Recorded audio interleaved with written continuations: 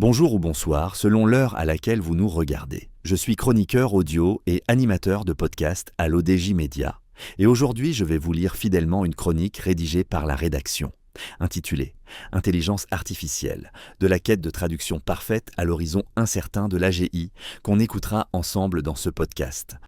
L'auteur commence son article ainsi: « L'intelligence artificielle contemporaine donne l'impression d'une rupture soudaine alors qu'elle est l'aboutissement d'un continuum conceptuel entamé au milieu du XXe siècle. » Lorsque l'on formulait l'idée qu'une machine puisse imiter des échanges humains, la question portait moins sur la conscience que sur l'opérationnalisation de la pensée en symboles manipulables. Cette abstraction initiale a tracé un axe durable, décomposer des facultés humaines, langage, perception, assistance relationnelle, en blocs calculables, puis les recomposer en systèmes adaptatifs.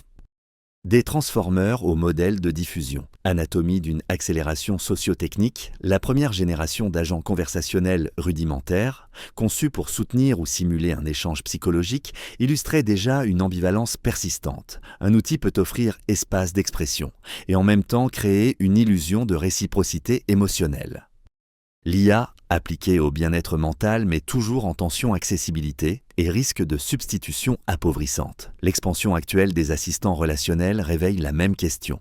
Quelle part de vulnérabilité humaine externalisons-nous vers des structures prédictives qui n'éprouvent rien mais ajustent leurs réponses à partir de corrélations comportementales ? Le véritable point d'inflexion technique récent n'est pas uniquement l'augmentation de puissance brute, mais l'émergence d'architectures apprenant des représentations partagées multidomaines. La révolution des transformers, synthétisée par l'énoncé devenu mantra « Attention is all you need », a permis de modéliser dépendances longues et contextes complexes dans la traduction.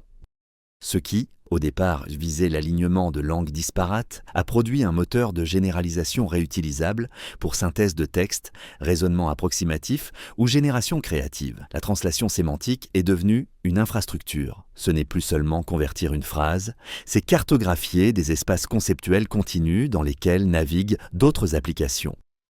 Parallèlement, l'imagerie générative a franchi un seuil qualitatif avec les modèles de diffusion, renversant l'intuition. Au lieu de composer progressivement une image en avant, on part d'un bruit total que l'on débruite itérativement à l'aide d'un guidage probabiliste. Cette inversion a offert finesse stylisée, contrôle local et adaptation conditionnelle, alimentant une démocratisation de la création visuelle. Mais la facilité de synthèse trouble les régimes de preuve. Si toute trace, photo, voix, signature stylistique est plausible, la charge de validation se déplace vers des protocoles cryptographiques ou des infrastructures d'authenticité. L'IA ne menace pas seulement des emplois. Elle fragilise des normes épistémiques, ce que l'on tient pour document.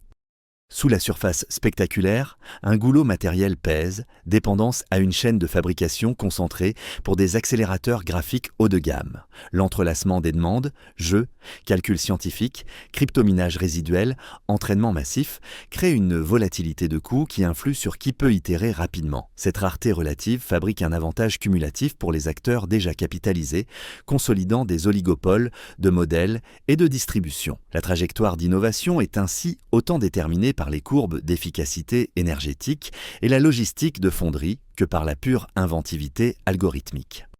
Entre promesses systémiques et risques structurels, repenser la trajectoire de l'IA moderne à l'horizon, l'hypothèse d'une intelligence artificielle générale agit comme attracteur narratif. Non atteinte, elle structure pourtant décisions d'investissement, cadres de régulation anticipée et stratégies de thésaurisation de données.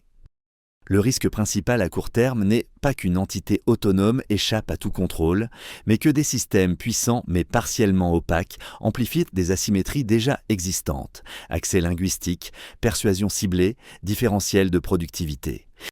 La fascination pour une rupture hypothétique peut invisibiliser les externalités tangibles, consommation énergétique croissante, reproduction silencieuse de biais, substitution cognitive dans des tâches de base. La question des biais demeure un nœud d'éthique. Les modèles ne croient rien. Ils reflètent et recombinent des distributions. Or, l'illusion de neutralité statistique masque le fait qu'une décision de filtrage, pondération ou rééchantillonnage est toujours une intervention normative. La correction superficielle de sortie extrême ne suffit pas. Sans gouvernance transparente du pipeline, collecte, nettoyage, fine-tuning, alignement, on traite des symptômes. Une gouvernance mature exigerait audits reproductibles, Documentation systématique des datasets, déclaration publique des compromis, sécurité versus ouverture.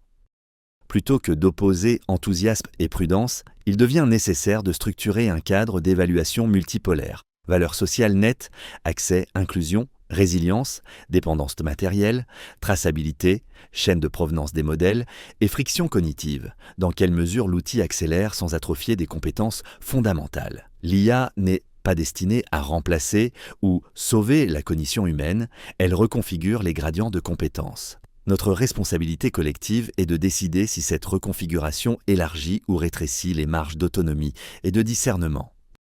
Merci à vous d'avoir suivi cette chronique. Je vous retrouve très bientôt pour une prochaine lecture, toujours fidèle aux voix et aux réflexions qui enrichissent notre média.